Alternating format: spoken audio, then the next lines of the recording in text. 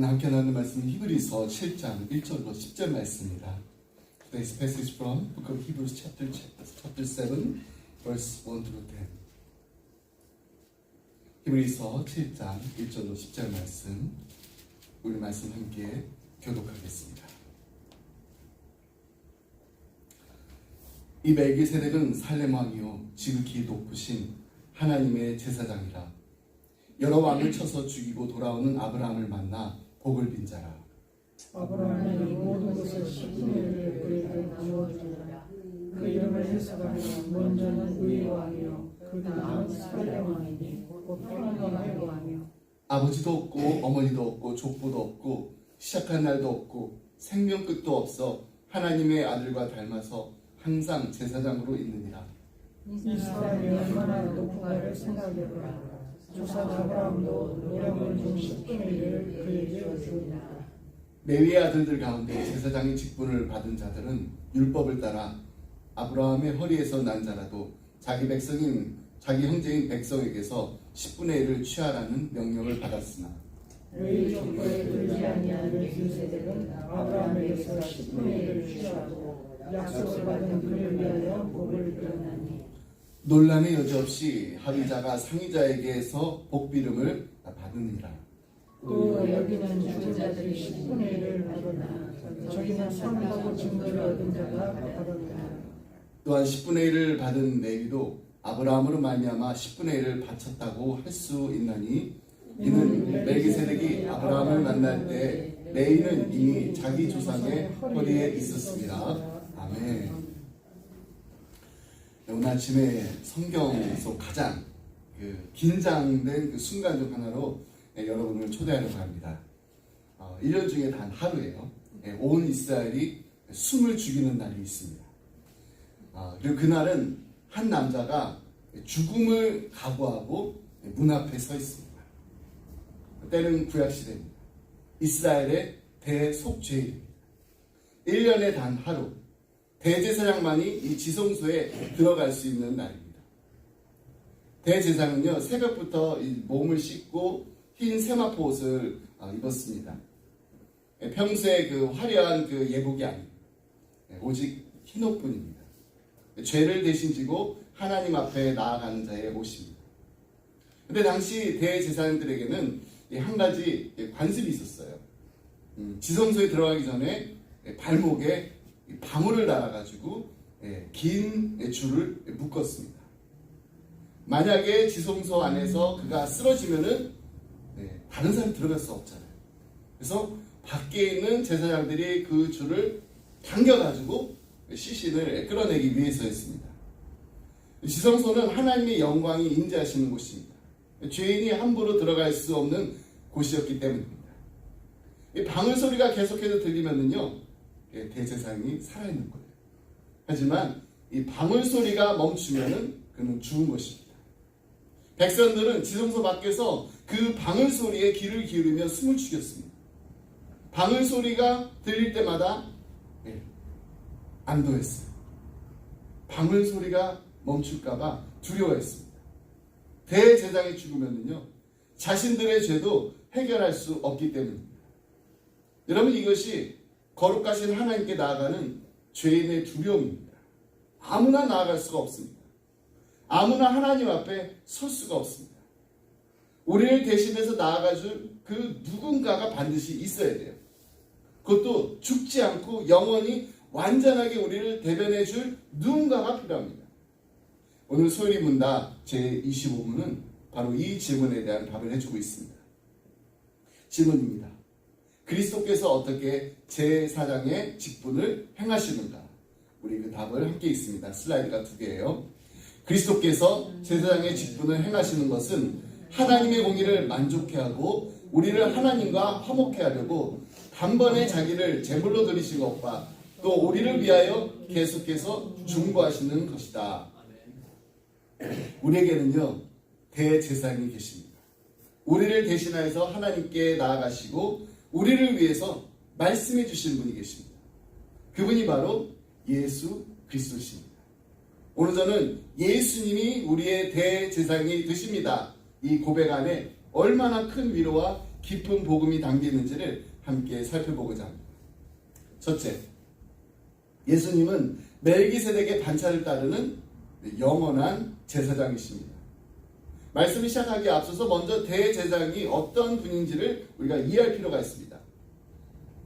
히브리서 3장 1절은 예수님을 두 가지 직분으로 소개하고 있어요. 사도이시며 대제사장이신 예수. 이 두 직분은 서로 이 반대 방향을 향하고 있습니다. 사도는요, 하나님께서 우리에게 보내신 분입니다. 그러니까 하나님의 뜻을 우리에게 전달하는 분입니다. 하늘에서 땅으로 내려오는 방향입니다. 반면에 대제사장은 우리를 하나님 앞에 대변하는 분입니다. 우리의 사정을 하나님께 아뢰는 분입니다. 땅에서 하늘로 올라가는 방향입니다. 야곱은 베델에서 잠을 잘 때 하나님의 사자들이 하늘에 닿은 그 사닥다리 위를 오르락내리락 하는 꿈을 꾸었습니다.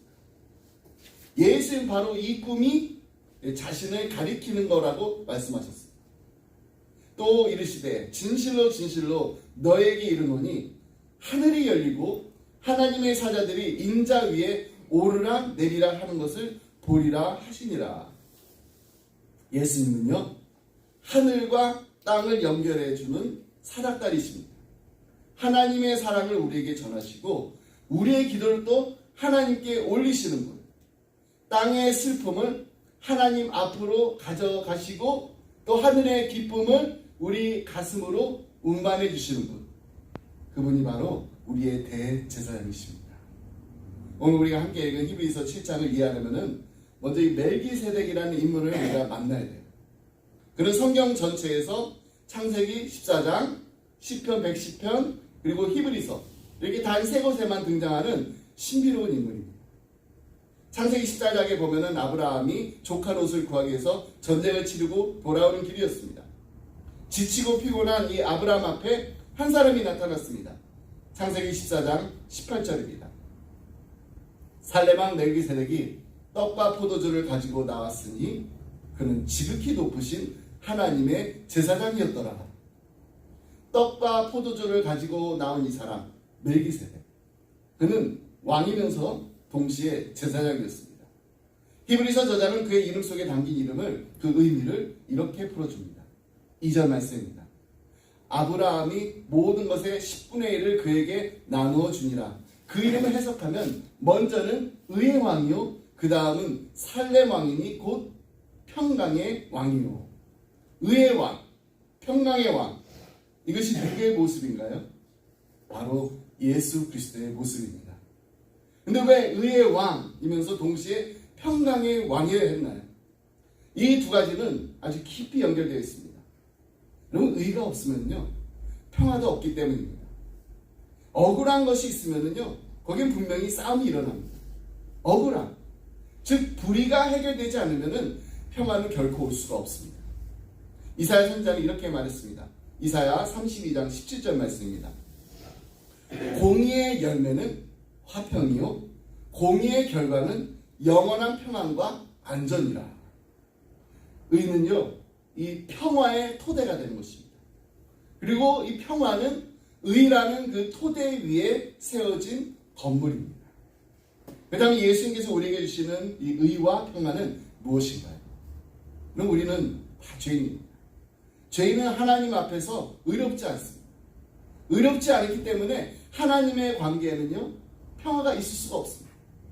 그런데 예수님께서 십자가에서 우리의 죄를 대신 지심으로 우리에게 하나님의 은혜를 입혀주셨습니다. 그 결과가 무엇인가요? 로마서 5장 1절 말씀입니다. 그러므로 우리가 믿음으로 의롭다 하심을 받았으니 우리 주 예수 그리스도로 말미암아 하나님과 화평을 누리자.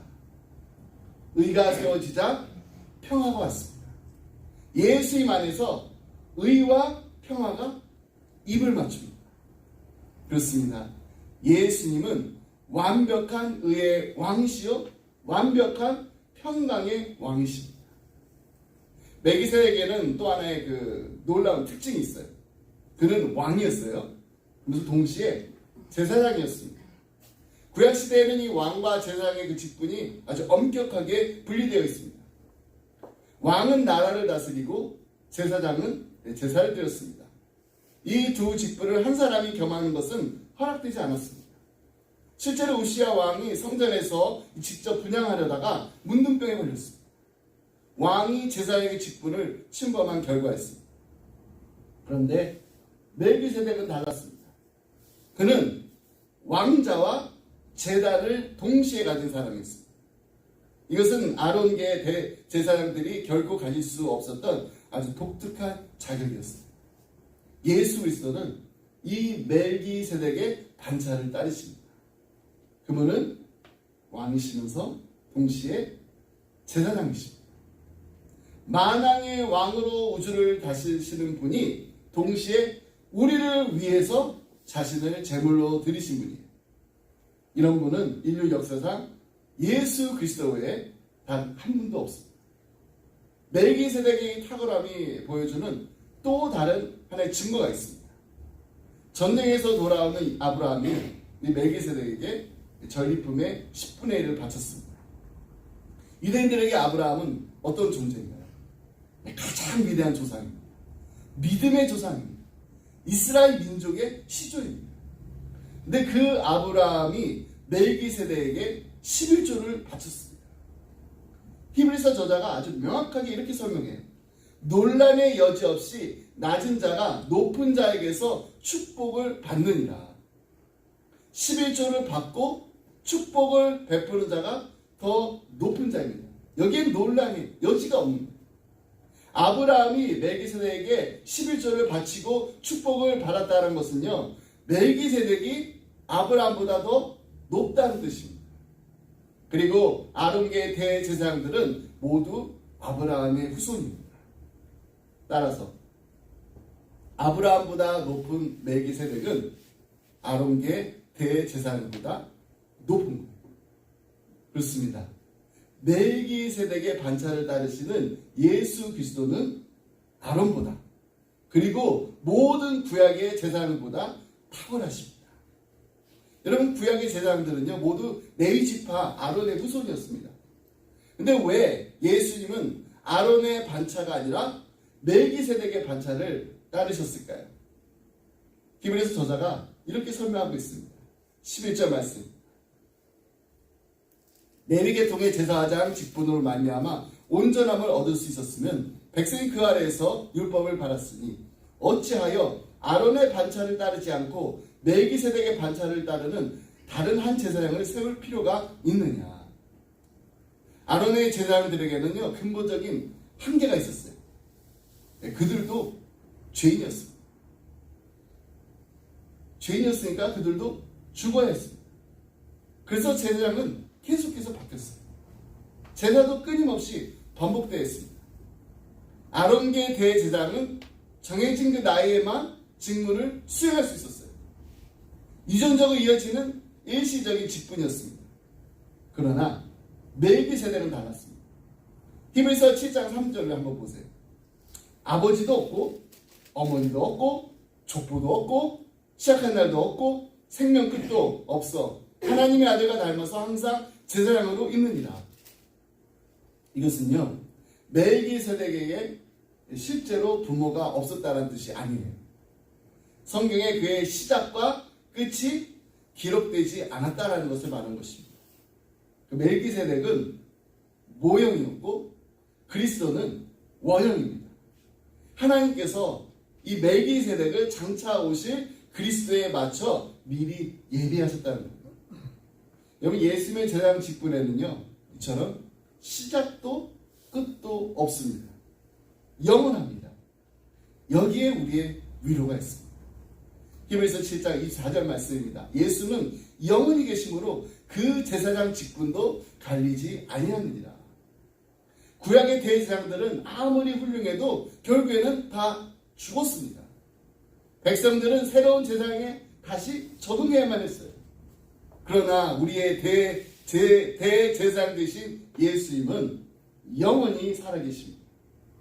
예수님의 그 제사장 직분은요 결코 바뀌지 않습니다. 우리의 중보자가 바뀌지 않는다. 어제도 오늘도 영원토록 동일하신 예수님께서 우리의 대제사장이십니다. 여러분 혹시 지금 불안하신가요? 미래가 이렇게 두렵게 느껴지지는 않으시나요? 내일이 보이지 않아가지고 막막하십니까? 그 다음 잠깐 제가 한 사람의 이야기를 여러분께 들려드릴 테니까 한번 귀 기울여 보시기 바랍니다. 1982년 호주 멜버른에 한 아이가 태어났어요. 근데 이 분만실의 그 분위기가 이상했어요. 의료진의 얼굴이 굳어졌습니다. 어머니는 아기의 울음소리를 들었지만은 아무도 그 아기를 엄마의 그 품에 안겨주지 않았어요. 잠시 후 의사가 이렇게 말합니다. 사모님, 마음의 준비를 하셔야 합니다. 아이에게는요 팔이 없었어요. 다리도 없었습니다. 그냥 왼쪽 그 발끝에 작은 발가락 2개만 이렇게 붙어 있었을 뿐입니다. 목사인 아버지와 어머니가 그날 병원에 나와서 한참 울었다고요. 하나님 왜? God, why? 그 아이가 그래도 그 가정에서 사랑을 받으면서 자랐어요. 근데 학교를 들어가면서 세상을 보았습니다. 아이들이 그 아이를 보면요 괴물 보듯이 쳐다봤습니다. 놀림과 따돌림이 시작됐어요. 8살이 되었을 때 이 아이가 정말 깊은 우울증에 빠졌습니다. 난 이제 앞으로 취직도 못할 거고 독립도 못할 거고 결혼도 못할 거고 아무도 나를 사랑하지 않을 거야. 그렇게 스스로를 설득해 나갔습니다. 그리고 10살이 되던 해 드디어 그가 결심을 했습니다. 욕조에다 이렇게 물을 받은 거예요. 한 6인치 정도. 팔도 다리도 없는 몸으로 그냥 물속에다 얼굴을 이렇게 집어넣으면서 2번을 뒤집었다. 3번째 뒤집으려는 그 순간 한 장면이 머릿속에 떠올랐습니다. 어머니, 아버지 그리고 남동생이 자신의 무덤 앞에 오열하는 그런 장면이었어요. 그래서 그 한 장면이 그를 멈추게 했습니다. 그래서 욕조에 나오면서 중얼거렸다. 하나님은 없어. 하나님 있다고 해도 하나님은 불공평해. There's no God. And if there is, He's not fair. 그렇게 5년이 지났어요. 15살이 되던 해에 이 아이의 어머니가 신문 기사를 하나 이렇게 내밀었는데 그걸 읽어봤어요. 정말 심한 장애를 가지고도 다른 사람들을 이렇게 섬기며 살아가는 한 남자의 이야기가 담긴 기사였어요. 처음으로 생각을 했다고요. 나도 이 사람처럼 살 수 있을까? 그리고 이렇게 성경을 폈는데 요한복음 9장 말씀이었습니다. 예수님의 제자들이 물었어요. 예수님께 이 사람이 맹인으로 난 것이 누구의 죄입니까? 근데 예수님께서 뭐라고 대답하셨나요? 이 사람이나 그 부모의 죄로 인한 것이 아니라 그에게서 하나님이 하시는 일을 나타내고자 하심이라. 그 순간에 이 말씀을 읽고 나서 온몸으로 평안을 느꼈다고 해요. 하나님이 맹인으로 태어난 이 사람에게도 계획이 있으시다면 팔다리 없이 태어난 나에게도 계획이 분명히 있으시다. 그날 그가 예수님께 자신의 삶을 드렸습니다. 이 아이의 이름이 바로 닉 부이지치. 그 닉이 어떻게 되었을까요? 지금 그가 77개국에서 강연을 하고 있어요. 결혼도 했고요. 또 아이들도 생겼습니다. 근데 그가 이 강연을 마칠 때마다 하는 말이 있어요. 이 한마디 말로 끝을 냈습니다. 하나님이 팔도 다리도 없는 사람을 통해 이 일을 하실 수 있다면은 하나님은 당신을 통해서도 하실 수 있습니다. 아멘. 여러분 닉 부이지치가 그 욕조에서 2번이나 그랬는데 3번째 뒤집으려다가 멈췄던 게 우연이 아닙니다. 그 절망의 순간에도 하나님은 이 어린아이를 붙들고 계셨습니다. 그를 위해서 간구하시는 대제사장이 함께 그 자리에 계셨습니다. 우리의 대제사장도 그렇습니다. 여러분 예수님께서 우리를 끝까지 붙들어 주실 줄 믿습니다.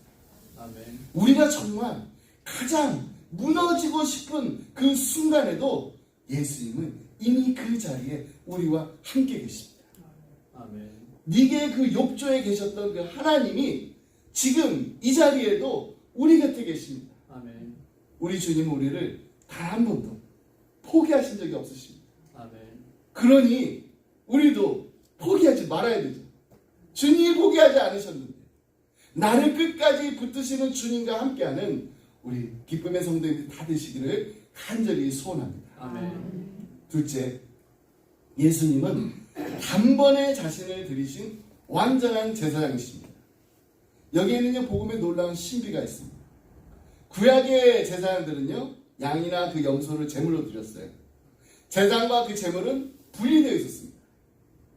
그러나 우리의 대제사장이신 예수님은 어떻게 하셨나요? 히브리서 9장 12절입니다. 염소와 송아지의 피로 하지 아니하고 오직 자기의 피로 영원한 속죄를 이루사 단번에 성소에 들어가셨느니라. 예수님은요 제사장이시면서 동시에 제물이 되셨습니다. 제단 앞에 서신 제사장이시면서 제단 위에 놓인 어린 양이 되셨습니다.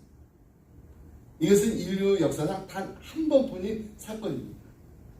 소위 문답은 그리스도께서 단번에 자기를 들이셨다고 말합니다. 헬라어로 에파팍스, 한 번에 완전히 다시는 반복할 필요 없이라는 뜻입니다. 구약의 제사를 한번 생각해 보세요. 매일 아침 저녁으로 제사를 드려야 했습니다. 대제사장은 1년에 한 번 대속죄일에 지성소에 들어갔지만 그것도 해마다 반복해야 했습니다. 왜 그랬나요? 그 제사들은 불완전했기 때문입니다. 히브리서 10장의 절 말씀입니다.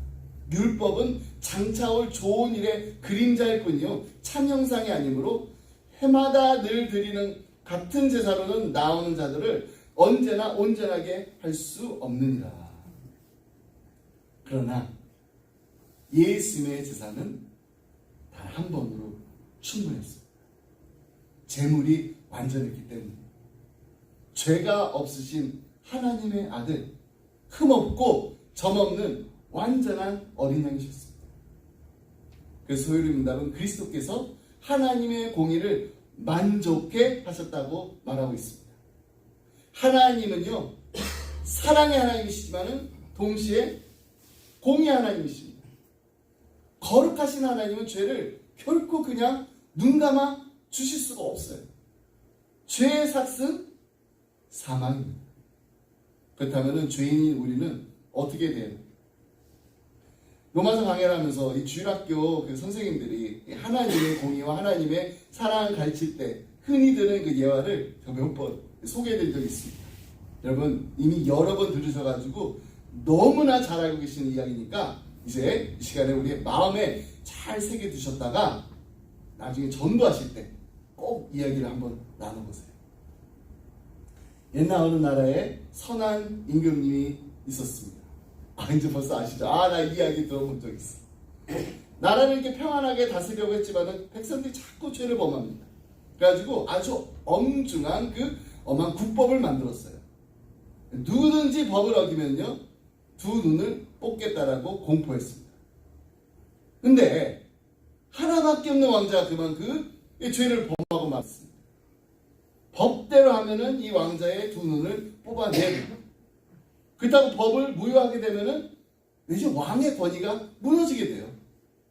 왕이 깊이 고심하다가 마침내 한 가지 지혜를 떠올렸습니다.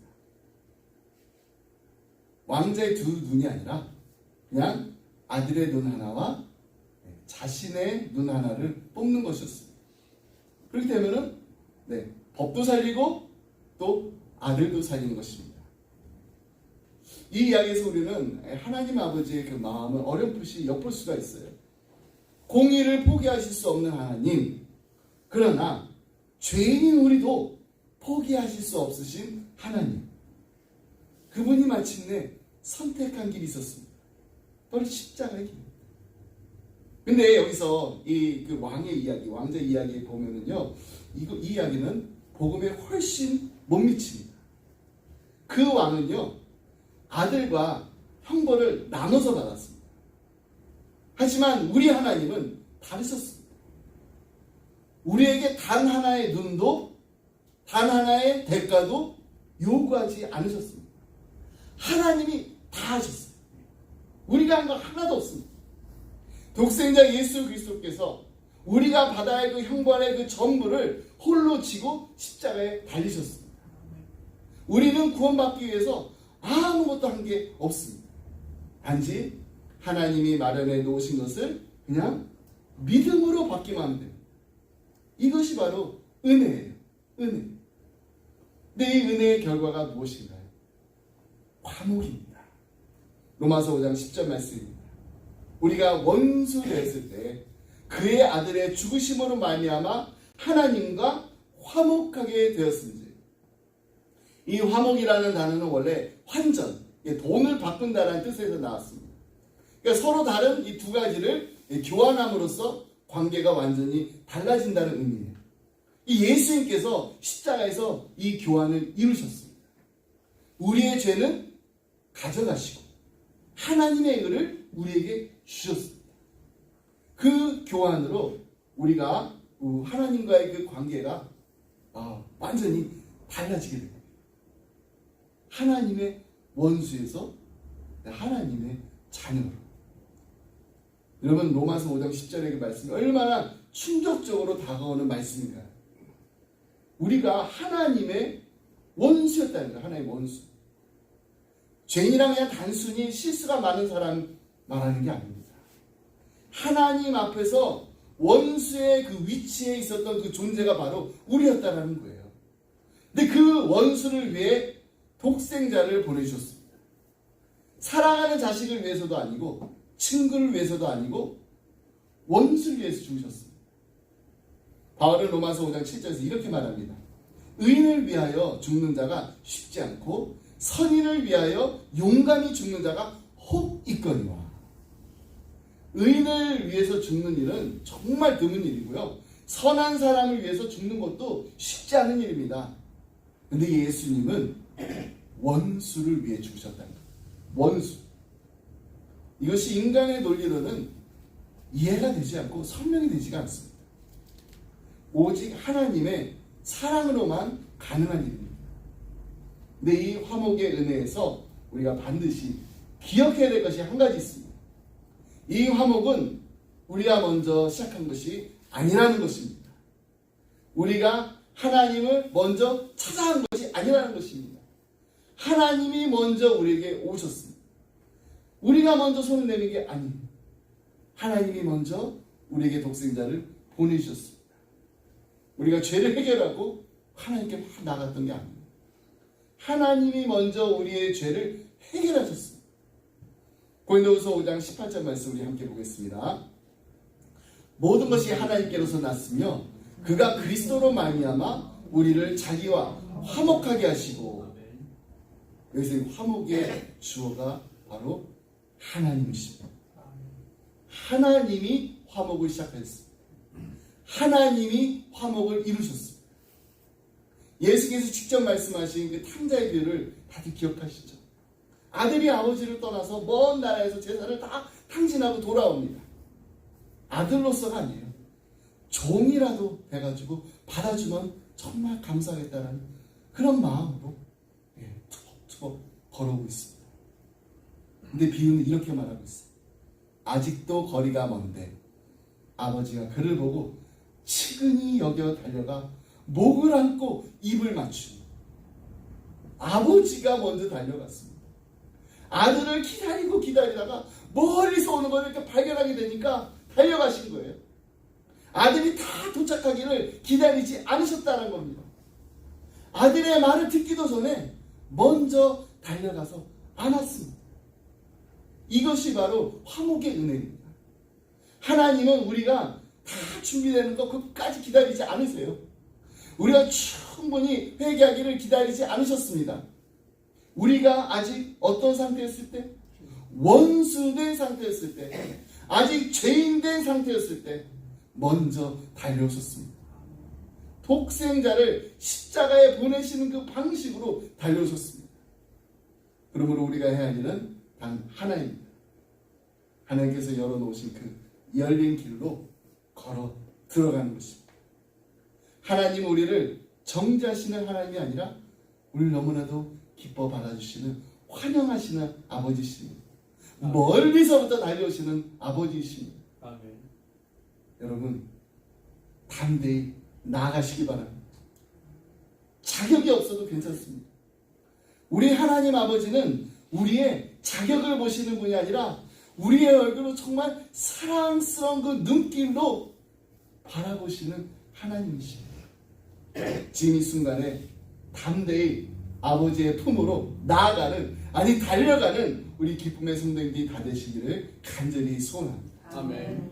마지막으로 셋째, 예수님은 지금도 우리를 위해서 중보하시는 살아계신 제사장이십니다. 그리스도의 제사장 직분은 십자가에서 끝나지 않았습니다.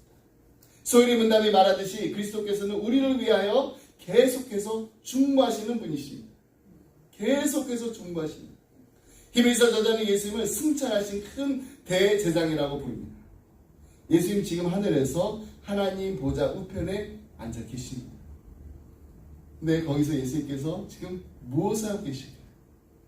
히브리서 7장 25절 말씀입니다. 그러므로 자기를 힘입어 하나님께 나아가는 자들을 온전히 구원하실 수 있으니 이는 그가 항상 살아계셔서 그들을 위하여 간구하십니다. 여러분 지금 이 순간에도 예수님께서는 우리를 위해서 기도하고 계십니다. 우리가 잠든 밤에도, 우리가 지쳐 쓰러져 있을 때에도 우리의 대제사장은 쉬지 않고 우리를 위해 간구하고 계십니다. 오늘 말씀 처음에 나눈 대속죄일 기억하시죠? 구약의 대제사장은요, 그냥 1년에 단 한 번, 그것도 방울을 달고 지성소에 들어갔습니다. 죽을지 모른다는 두려움을 안고 들어갔어요. 그러나 우리의 대제사장 되신 예수님은 다르십니다. 예수님은 지금 이 순간에도 하나님 보좌 우편에 계시며 두려움 없이 끊임없이 영원히 우리를 위해 간구하고 계십니다. 예수님의 중보가 특별한 이유가 있습니다. 히브리서 4장 15절 말씀 우리 함께 읽도록 하겠습니다. 우리에게 있는 대제사장은 우리의 연약함을 동정하지 못하시리가 아니요 모든 일에 우리와 똑같이 시험을 받으시니로되 죄는 없으시니라. 예수님이여 하늘 높은 곳에서 우리를 내려다보시면서 야, 너 왜 그거밖에 못하냐, 너 왜 이렇게 연약하냐, 이렇게 꾸짖으시고 나무라시는 분이 아니십니다. 그분은요 친히 인간이 되셔서 우리의 인간의 그 모든 고통을 몸소 경험하셨습니다. 배고픔도 아시고요, 피곤함도 아시고요, 외로움도 아십니다. 친구의 배신이 얼마나 아픈지도 아십니다. 사랑한 사람을 잃는 그 슬픔도 아십니다. 그래서 예수님의 중보는 우리의 처지를 깊이 이해하시는 중보입니다. 그분은 우리의 아픔을 아시고 우리의 눈물을 아시고 또 우리의 싸움을 아십니다. 그래서 히브리서 기자가 이렇게까지 말하고 있지 않나요? 2장 18절 말씀입니다. 자기가 시험을 받아 고난을 당하셨은즉 시험 받는 자들을 능히 도우실 수 있느니라. 시험 받는 자를 능히 도우실 수 있어요. 여러분 사탄은요 고발자입니다. 밤낮으로 하나님 앞에서 우리를 고발합니다. 우리의 죄를, 우리의 실패를, 우리의 부족함을 낱낱이 들고 나옵니다. 그런데 우리에게는요 변호자가 계십니다. 요한일서 2장 1절 말씀도 우리 함께 큰 목소리로 읽겠습니다. 만일 누가 죄를 범하여도 아버지 앞에서 우리에게 대언자가 있으니 곧 의로우신 예수 그리스도시라. 아멘. 우리의 대언자 되신 예수, 상처난 손을 보이시면서 말씀하십니다. 이 사람의 죄값은 이미 내가 지불했다. 이 사람은 내 것이다. He's mine. She's mine. 고발이 아무리 거세도 우리의 변호자는요 더 강하십니다. 그분의 피가 우리를 변호해주고 있습니다. 그러므로 이제 우리 모두 은혜의 보좌 앞에 담대히 당당하게 나아갈 수 있게 되었습니다. 그러므로 우리는 긍휼하심을 받고 때를 따라 돕는 은혜를 얻기 위하여 은혜의 보좌 앞에 담대히 나아갈 것입니다. 아멘. 여러분, 기도가 막힐 때, 죄책감에 눌릴 때, 하나님이 멀게 느껴질 때, 이 사실 하나만은 꼭 기억하시기 바랍니다. 우리의 대제사장 되신 예수님께서 지금 이 시간에도, 이 순간에도 우리를 위해 간구하고 계십니다. 그러므로 주저하지 말고 은혜의 보좌 앞에 담대히 나아가는 우리 기쁨의 성도들이 다 되시기를 주님의 이름으로 축복합니다. 아멘. 말씀 맺습니다. 한 청년이 있었어요. 대학에 들어가면서 신앙에서 멀어졌습니다. 교회도 나가지 않았습니다. 방탕한 생활을 했는데 부모님이 전화를 이렇게 하시면 그것도 귀찮았습니다. 고향에 내려오는 그 말씀에도 항상 이게 핑계만 됐어요. 그러다 어느 날 어머니가 편찮으시다는 연락을 받았습니다. 급히 고향에 내려간 이 청년이 병원에서 어머니를 만났는데 그래도 다행히 큰 병은 아니었습니다. 병문안 마치고서 오랜만에 집에 들어갔을 때 이 청년이 무심코 어머니 방에 이렇게 들어갔는데 방 한쪽에 이 낡은 이렇게 달력이 걸려 있었어요. 가까이서 보니까 매일매일 뭐가 이렇게 적혀 있는데 거기에는 자신의 이름과 함께 아주 짧은 기도 제목들이 적혀 있었습니다. 3월 5일 우리 아들 건강해 주세요. 4월 12일 우리 아들 좋은 친구 만나게 해주세요. 5월 3일 우리 아들 다시 교회 나가게 해주세요. 6월 20일 우리 아들 마음에 평안 주세요. 매일이었습니다. 하루도 빠짐없이 어머니는요 새벽마다 아들의 이름을 불러가며 아들을 위해서 무릎 꿇고 계셨습니다. 청년이 그 달력 앞에서 한참 울었다 해요. 자신이 어머니를 잊고 살 때에도 어머니는 단 하루도 자신을 잊고 살지 않으셨던 거예요. 자신이 기도하지 않을 때에도 어머니는 매일 새벽 자신을 위해서 기도하고 계셨습니다. 여러분 이런 이야기를 들을 때 누가 가장 먼저 생각나십니까? 나를 위해 기도해 주신 어머니, 아버지, 곁에서 묵묵히 응원해 주신 장로님, 권사님 맞습니다. 그런 분들이 우리의 삶에 계시다라는 게 얼마나 감사한 일인지 몰라요. 근데 우리의 부모님보다 우리의 신앙의 멘토보다 더 오래, 더 깊이 단 하루도 쉬지 않고 간구하시는 분이 계십니다. 바로 우리의 대제사장이신 예수 그리스도십니다. 우리가 주님을 잊고 살 때도 주님은 우리를 잊지 않으셨습니다. 우리가 기도를 하지 못할 때도 주님은 우리를 위해서 간구하고 계셨습니다. 우리가 넘어지고 실패할 때도 주님은 절대로 우리를 포기하지 않으셨습니다. 지금도 우리를 위해 간구하시는 우리의 영원한 대제사 예수 그리스도를 바라보십시오. 아멘. 그분을 굳게 붙잡으시기 바랍니다. 아멘. 그분 안에서 담대히 살아가는 우리 기쁨의 가정들이 다 되시기를 주님의 이름으로 축복합니다. 아멘. 기도하겠습니다. 사랑하느라 풍성하신 하나님 아버지 감사합니다. 하나밖에 없는 독생자 예수 그리스도를 십자가에 내어주신 만큼 우리를 사랑하시는 그 크신 아버지의 사랑에 감사드립니다. 예수님께서 우리를 위해 단번에 자신을 들이심으로 하나님의 공의가 완전히 만족되었고 이제 우리가 언제든지 어디서든지 담대히 아버지 앞에 나아갈 수 있게 하시니 감사합니다. 지금 이 시간에도 우리를 위해 중보하시는 예수님께 감사드립니다. 사랑하는 주님의 백성들이 오늘 예배당문을 나서면서 다시 일상으로 돌아갑니다. 월요일 아침 출근길에도 아이들의 등교 준비로 또 아직 해결되지 않은 문제들과 반복되는 그 관계 어려움으로 돌아갑니다.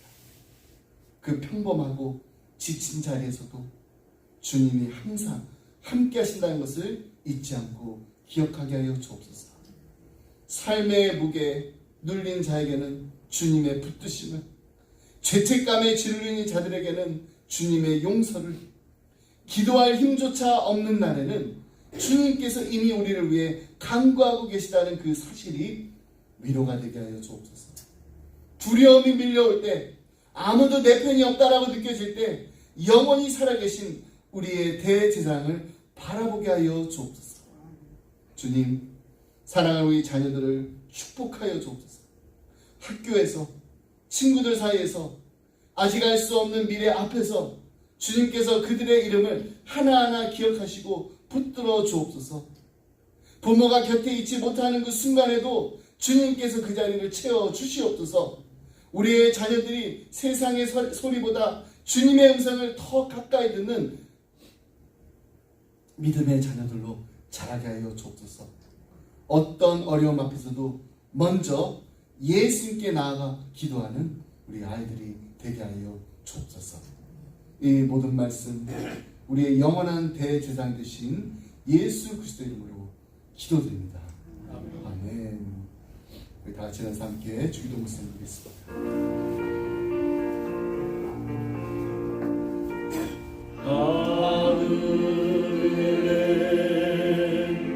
대신 아버지 이름 거룩하사 주님 나라 임하시고 은실이 누워지라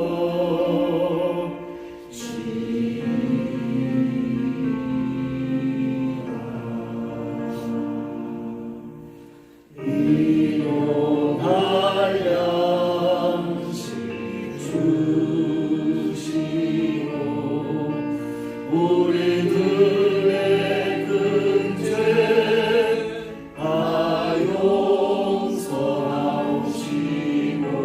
또 시험에 들게 하시고 악에서 구원하소서. 내게 주의 나라 주의 권세 주의 영광 영원히